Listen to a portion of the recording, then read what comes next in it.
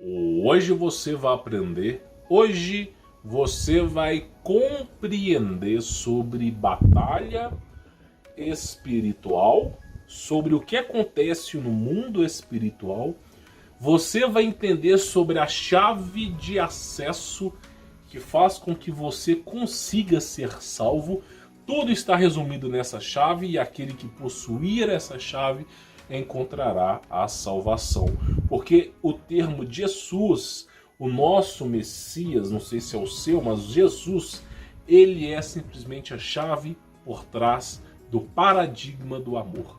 Então Jesus, a grosso modo, ele é a chave para ser salvo. Agora, como que você pode interpretar Jesus em uma única palavra? Se eu tivesse que descrever Jesus hoje com uma... Eu não posso descrever Jesus em uma frase e não posso descrever Jesus em duas palavras, apenas uma palavra. Qual é a palavra que eu descreveria Jesus? Eu descreveria Jesus como amor. Porque tamanho é o amor de Jesus que o maior nível, o maior estágio de amor é o sacrifício. É aquele que a mãe se entrega de corpo e alma para a salvação da filha ou do filho. É aquele amor que você enxerga naquele problema que aconteceu na escola pegando fogo, onde uma professora, para decidir salvar mais do que 15 crianças, ela entrou numa sala, não foi um acidente, foi algo produzido acho que pelo zelador que botou fogo na escola, que simplesmente uma professora decide queimar o próprio corpo numa dor agonizante, caindo-se os pedaços do corpo, para simplesmente decidir que aquele ali seria o último suspiro da vida dela e que simplesmente ela salvaria aquelas crianças, mesmo que ela não resistisse. Tamanho é o amor que é incondicional ao ser humano. Então, a palavra que resume a salvação divina de Jesus é amor. E quando você pega a pregação do apóstolo Paulo, Atos dos Apóstolos, Romanos, Gálatas, é sempre descrito como amor. E quando você pega os verdadeiros profetas da antiga aliança que foram perseguidos pelos fariseus, como Jeremias, Isaías, entre outros, eles sempre estão falando do amor. Então, simplesmente, o amor é algo que é incondicional ao ser humano. Será que amor é aquilo que eu sinto? E olha que eu vou falar sobre batalha espiritual. Será que amor é aquilo que eu sinto pela fulana, pelo ciclano, que me faz querer convidá-lo para sair? Eu vou dizer uma coisa para você e vai chocar a sua vida. O ser humano não conhece o amor. O ser humano não conhece o amor. Ah, Humberto, mas você está delirando? Aí vai aparecer algumas pessoas aqui escrevendo assim: os desavisados. Desavisados. Humberto, leia amor ao contrário. Amor ao contrário é Roma. E também tem derivações de romance. Então, amor vem de Roma, Humberto. É algo produzido por Roma. Tem uns que vão vir assim. Aí você pergunta, eu quero ver o cara falar a palavra Roma com o idioma americano, né? Amor, love. Então, simplesmente love é Roma. Então, simplesmente, não é porque existe uma causalidade, não é porque existe uma coincidência que aquilo ali é verdade. Tá entendendo? O que é a palavra amor? A etimologia, e etimologia é o estudo da palavra, é um estudo que fazemos para descobrir a origem da palavra, nos revela o que é amor. Amor é uma derivação da palavra amar, ramar. E o que é amar-ramar? É uma palavra que veio da cultura indo-europeia, Ásia, entre outros países. E ama significa, se separa em dois. Am, que derivou no futuro na língua inglesa em I am, eu sou, ok? Que significa Deus. Então, eu sou, e ma. E ma tem referências à mãe, ao amor incondicional da mãe pelo seu filho, que ainda está no ventre e não foi visto. Então, ama é o eu sou que tem sentimentos profundos, que zela, cuida e protege aquele ser. Então, amor é o quê?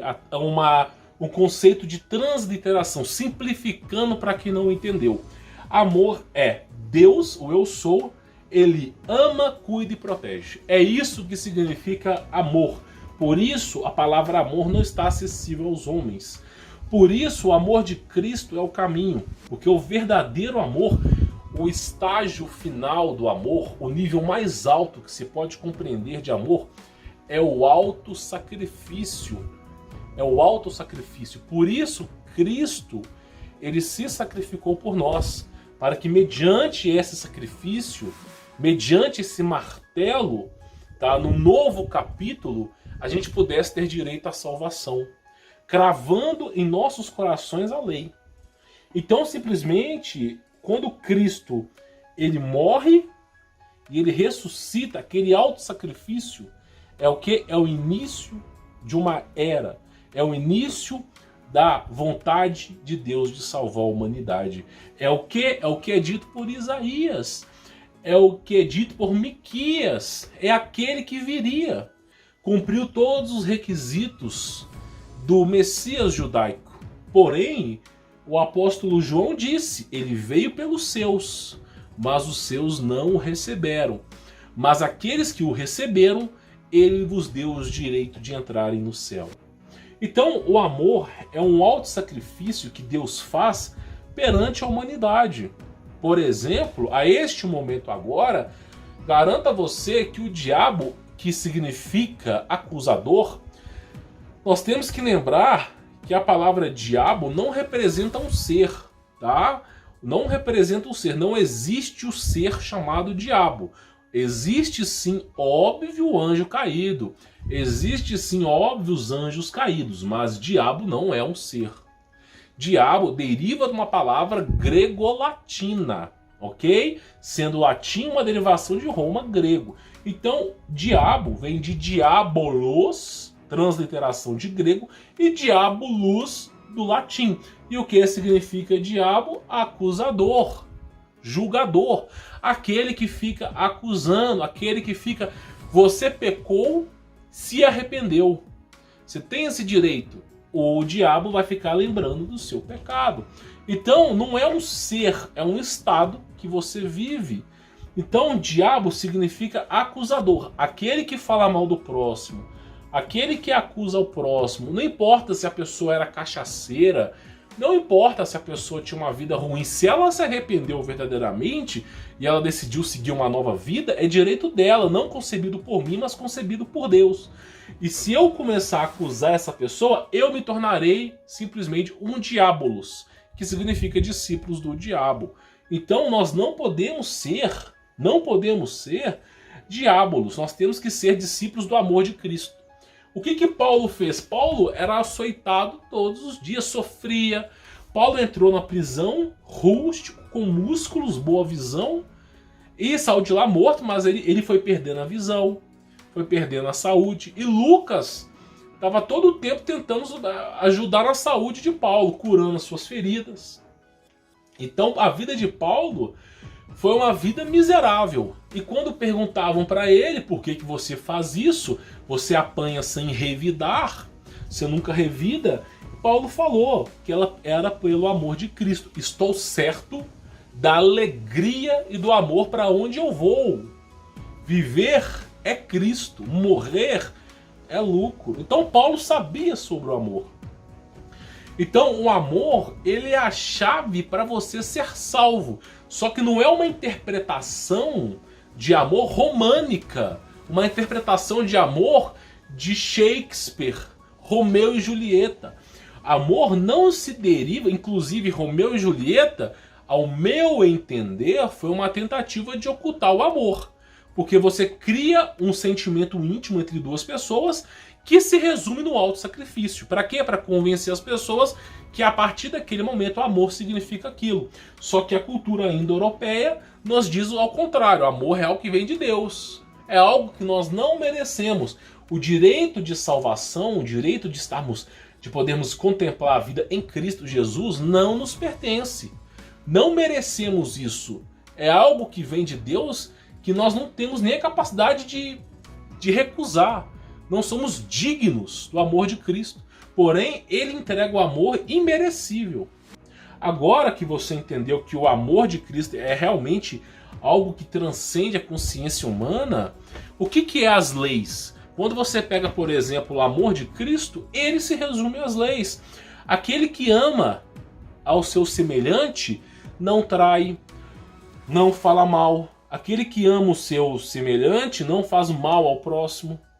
Aquele que ama a si mesmo, antes de se amar, ama a Deus e contempla a criação divina. Então é amando a Deus que esse padrão de amar a Deus se repete no próximo. Por isso Cristo resumiu todas as leis que veio por intermédio de Moisés, as verdadeiras, deixo bem claro, verdadeiras, se resumiu em duas: amar a Deus sobre todas as coisas e ao próximo como a si mesmo. Porque a partir do momento que você ama a Deus, você não procura outros deuses, você suporta na fé em Deus. E quando você ama a Deus de tal maneira, você se ama, mas primeiro ama a Deus. E esse modelo de amar a Deus você replica no seu próximo, no seu semelhante. Então você não vai querer ver o seu semelhante triste. Por isso o julgamento, quando você pega, por exemplo, Humberto, o Apocalipse do apóstolo João já tocou a 5ª trombeta. Parabéns, parabéns, meu amigo.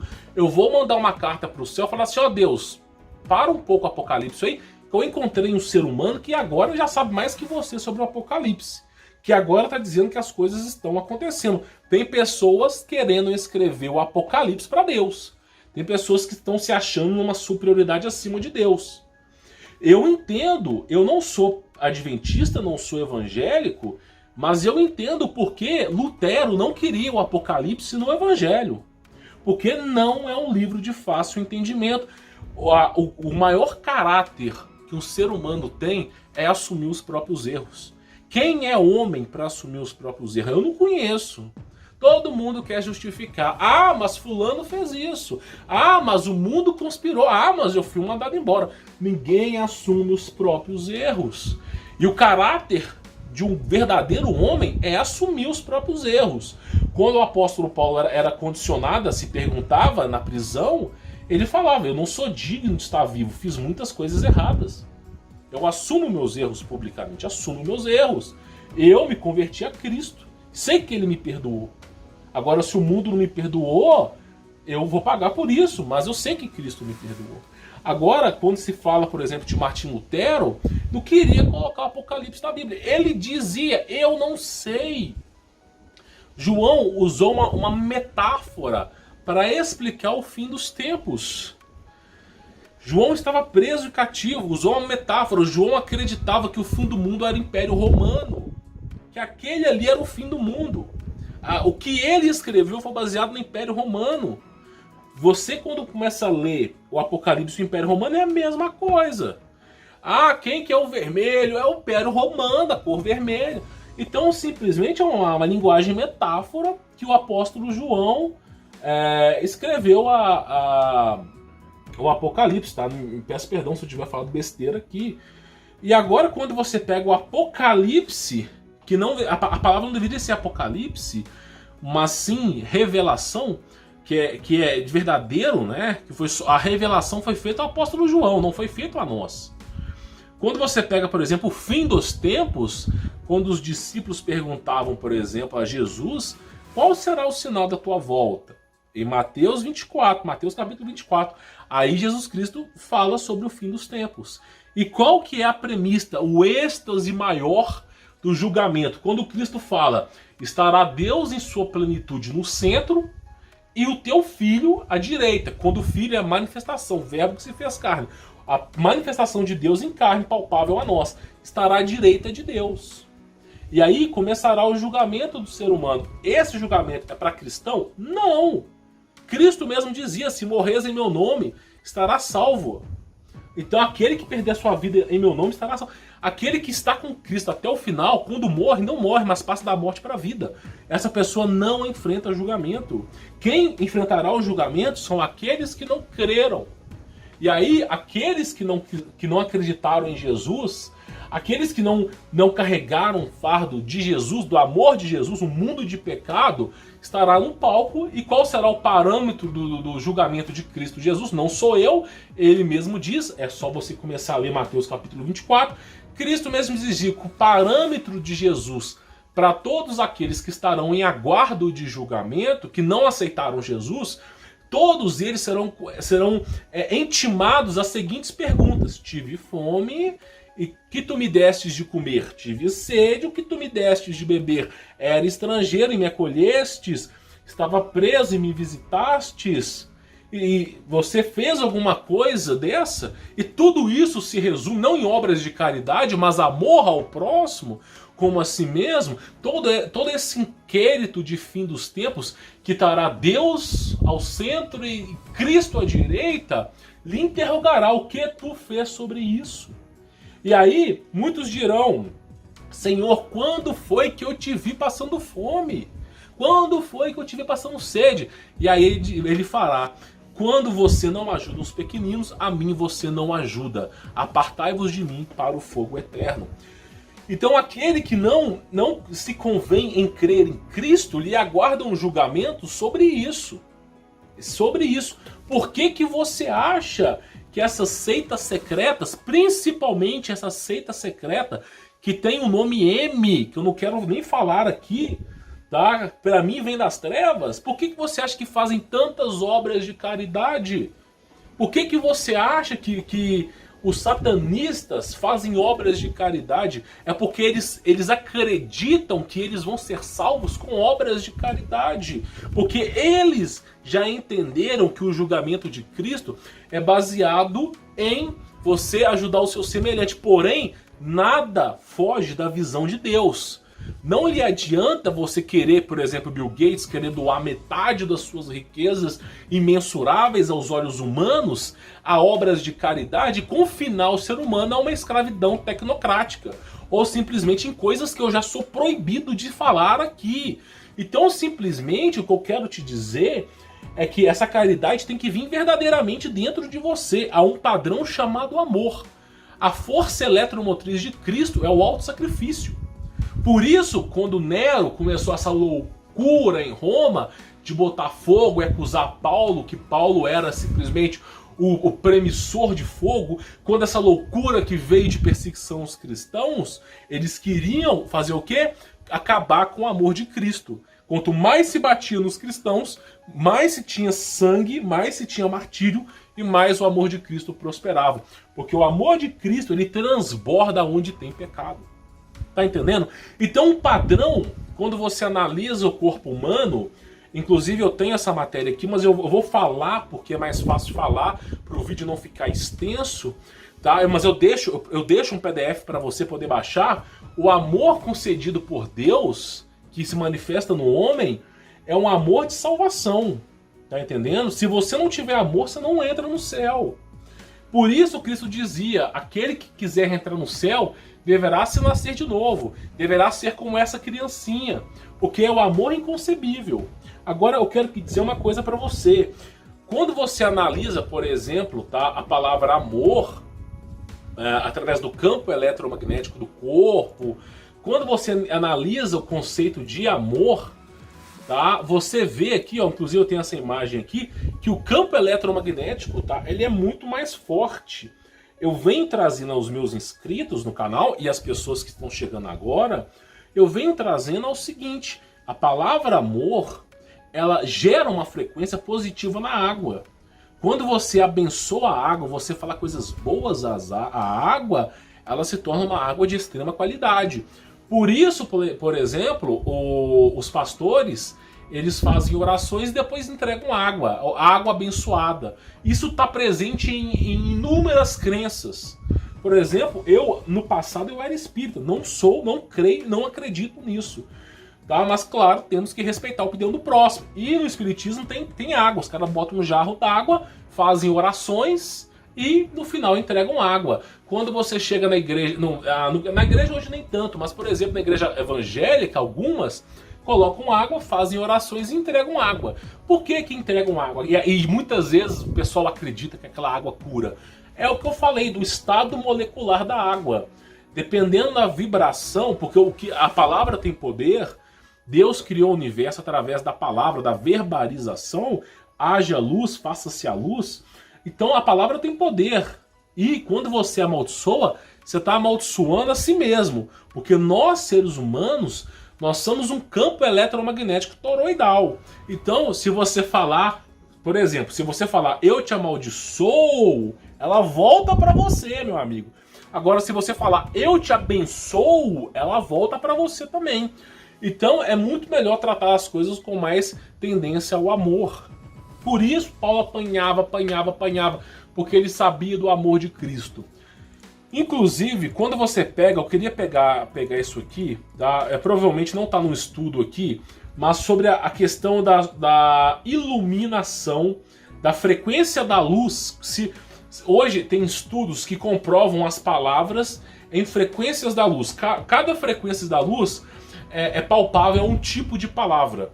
E as frequências mais altas é o que? Eu sou, que é um representativo de Deus, que foi lhe entregue ao Monte Sinai, a Moisés, e também logo embaixo o amor, porque o eu sou ama.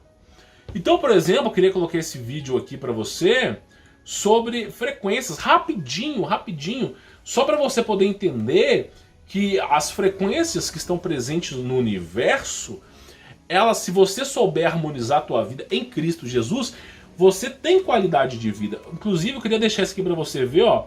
Ele configura as frequências e simplesmente as coisas começam a mudar. Então as frequências, elas atuam em nossa vida, tá? Elas atuam em nossa vida e vai mudando dependendo do tipo de frequência. Isso tem a ver com luz, isso tem a ver com vibrações de som. Então o universo está intimamente ligado. Quando a gente analisa o corpo humano e o próprio planeta Terra, a gente vê a interligação dos dois, a questão de amor, a questão de palavras ruins e palavras positivas, tá?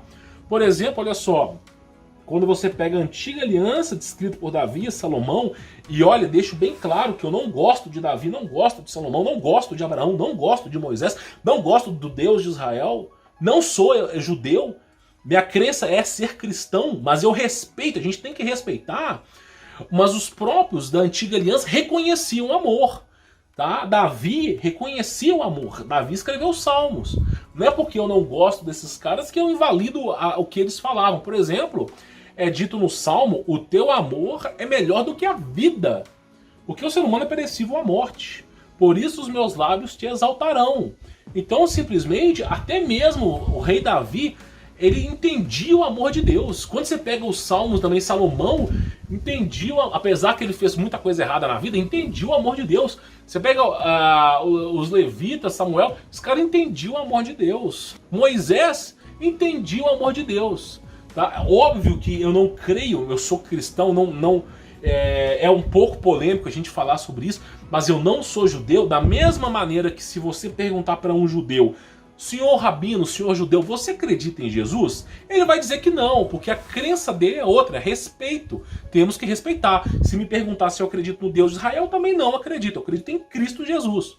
Sou fiel a Cristo. Por ele eu pretendo morrer. Então, simplesmente, mas mesmo na antiga aliança, é presente o amor. Eu queria te falar isso, mesmo eu não gostando disso, está presente o amor. E, por exemplo, você pega o João, quando ele fala, tá, o apóstolo João: assim conhecemos o amor de Deus, que tem por nós e confiamos neste amor. Deus é amor. Olha só o que é dito: Deus é amor. Todo aquele que permanece no amor permanece em Deus e Deus nele. O que te faz ser salvo é o amor. Por exemplo, você pega, por exemplo, um judeu, ele sabe que não consegue seguir todas as leis. É necessário o amor para ser salvo. É necessário o perdão. Por que os caras têm Yom Kippur? É necessário perdão, é necessário amor. Qualquer crença que tu pega é necessário amor. É o amor é quem salva. Tá entendendo? E o maior estágio de amor é o auto-sacrifício. O que Deus fez pela humanidade, de se manifestar na carne, o verbo que se fez carne, habitou entre nós, o próprio Deus se manifestou na carne, o que ele fez é indescritível. factível para todos nós. Não consigo, a minha existência humana jamais conseguirá entender tamanho amor de Deus. Mas eu sei que Ele é amor. Então, por exemplo, eu queria deixar isso aqui bem claro para você, tá? Por exemplo, Deus é amor. Quando você está abençoando, quando você vive a sua vida feliz com o amor, o seu campo eletromagnético, ele fica muito maior. Se você chegar numa casa de uma doninha, uma casa que não tem reboco, meu amigo, a mulher pode ter uma maçã na mesa e ela tá cozinhando arroz faz 30 dias, mas não morre. Ela pode estar ali, ó, cozinhando arroz e uma maçãzinha. Se essa mulher for feliz, você pode ser o cara mais rico do universo. Você pode ser o Salomão ao quadrado, com quadrilhões de dinheiro. Se você entrar naquela casinha daquela senhora humilde que tá feliz, aquela sensação de felicidade vai ser impagável para você. Aquela sensação de quando você entra numa casa de alguém que é feliz é impagável. Quando você encontra uma pessoa que encontrou a felicidade, o amor de Deus é impagável. Nenhum bem material consegue superar isso. Então, simplesmente, nós somos movidos pelo amor. A força eletromotriz do universo, a maior força do universo é o amor. O que criou o universo, o espaço, o tempo, a matéria, tudo isso foi o amor de Deus. Se Deus não amasse de forma incondicional a tua criação, nada do que foi feito se fez, nada teria existido. Então nós precisamos entender o que é o amor. E aí eu digo para você, nós estamos fazendo um estudo do micro ao macro. Eu fiz inclusive, eu deixei um PDF aqui para vocês, tá? Eu deixei um PDF aqui para vocês no Telegram, tá? Do micro ao macro, que você consegue entender sobre isso, tá? Por exemplo, vou abrir agora o PDF para você. Quando você analisa o universo e você analisa o corpo humano, tem semelhanças. Quando você analisa a Terra, composto químico molecular da Terra, com o ser humano, tem semelhanças. Então o ser humano, ele é um reflexo do planeta Terra, e o planeta Terra é um reflexo do universo, do cosmos. Então o ser humano, ele é um reflexo do universo. É costume dizer que dentro do ser humano existem mini-universos. Agora, qual que é o padrão presente no corpo humano que faz com que você viva? Amor. Experimente viver uma vida de ódio. Vamos ver se você dura 2, 3 anos. Experimente todos os dias odiar e amaldiçoar. Vamos ver se você consegue resistir a 2, 3 anos. Agora, viva uma vida abençoada. Você pode não ter o que comer, que você não adoece nem sente fome. Então o amor é a força eletromotriz do universo. Inclusive eu falo isso aqui pra você, quando você analisa o corpo humano, o plano de salvação de Jesus, de separar o joio do trigo, de separar o mal do bem, é o amor. É como o seu corpo, como é que o seu corpo, do micro ao macro, Deus ele tá presente em tudo. Para onde quer que você olhe, você vê o padrão de Deus. Por exemplo, ser humano. Você tem algumas células no seu corpo, eu não sou médico, eu não conheço sobre esse assunto, mas, por exemplo, você tem algumas bactérias, alguma coisa no seu corpo que é maldosa. O seu corpo vai lutar contra. Somente uma célula positiva permanece no seu corpo. Uma célula negativa, o seu corpo vai mandar anticorpos para poder tentar combater. É assim também a salvação divina. Somente aquele que resplandece no amor é salvo. Aquele que não resplandecer no amor não é salvo. Então, da mesma maneira que o seu corpo expurga o negativo, tá? Deus também expurga o negativo. É a semelhança do micro e do macro. É a semelhança da salvação. Então, por exemplo, você é cristão, você assumiu que você é cristão, não espere dias melhores, espere dias ruins. E aí, você sendo cristão, você vai levar pancada o tempo todo, porque Cristo é assim. É o sentimento do auto-sacrifício. Você está aprendendo sobre Cristo. Se você alcançar a salvação em Cristo, você não passa pelo julgamento. Cristo dizia, é só você ler o capítulo de Mateus, Marcos, Lucas, João, Cristo mesmo dizia: aquele que crê em mim não passa da morte, mas da morte para a vida. Não é julgado, passa da morte para a vida. Você pode pegar, inclusive eu já coloquei PDF sobre isso. Aquele que permanece em Cristo, no ato de sua morte, está em vida com Cristo. Agora, aquele que não lhe aceita Cristo, que em seu coração não incumbe a Cristo, esse lhe será entregue no estágio final da humanidade a um julgamento coletivo, onde lhe será perguntado sobre o amor. de forma incondicional. Você ajudou, você fez isso de bom grado, de bom coração.